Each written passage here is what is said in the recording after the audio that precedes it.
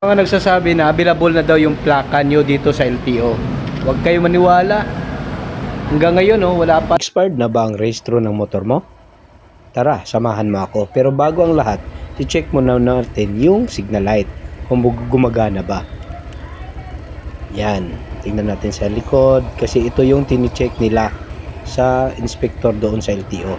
Yan. Signal light. Tapos, syempre, di mawawala yung busina. Tapos, yung high and low ng ilaw mo. Ng headlight mo mismo. Yun.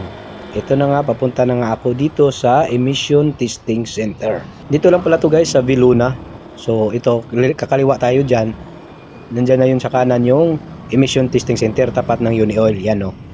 So ito guys, buti na lang, kunti lang yung nakapila. So ang ginawa ko, bumaba muna ako sa motor. Tapos tinanong ko si boss kung na magpapaano ako smoke testing. Sa motor ko ha, hindi ako ha. Sir, papay-smoke ako. ORCR. Sige po. So dito, binuksan ko na yung U-Box ko at kinuha ko na yung ORCR ko. Kasama yung printed na plate number ko kasi papalitan ko sana. Buti na lang, nakausap ko si Bossing. Papalitan pa rin ang gito? Wala pa kasi akong plaka eh. Sinay ko sa tracker, wala pa rin eh. Ito na muna. Oo.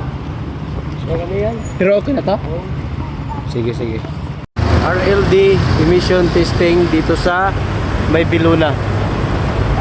Tapat lang siya ng Unioil. Yan. Nakatusok na. So ito, nakatutok na yung camera. Ibig sabihin yan, malapit na matapos yung pag-test ni Kuya. Plate available. Yun o.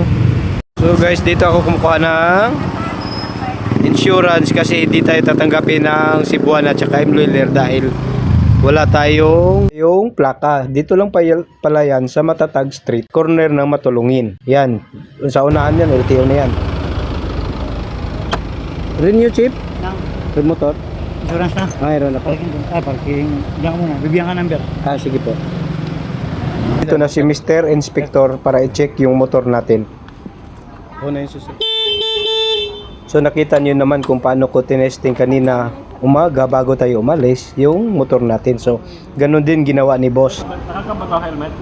Katali yan? Oo. Kaya mo na.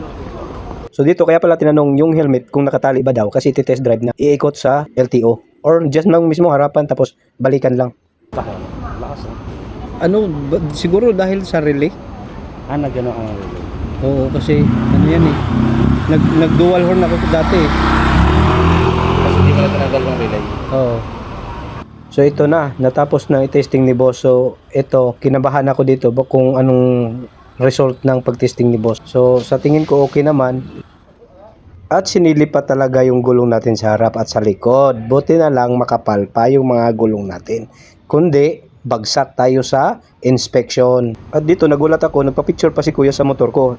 Walang plate number. At dahil nga tinawag na yung pangalan natin, so pumunta na tayo sa cashier para magbayad. So yun guys, registered na tayo. Yan, 257.50 yung nabayaran natin sa LTO. Mga nagsasabi na available na daw yung plaka nyo dito sa LTO. Huwag kayo maniwala. Hanggang ngayon, wala pa, nakaka-renew ko lang. Huwag kayo magpapaniwala. Antayin nyo na lang. Or try nyo i-check sa LTO tracker nyo. Yun lang. Maraming salamat.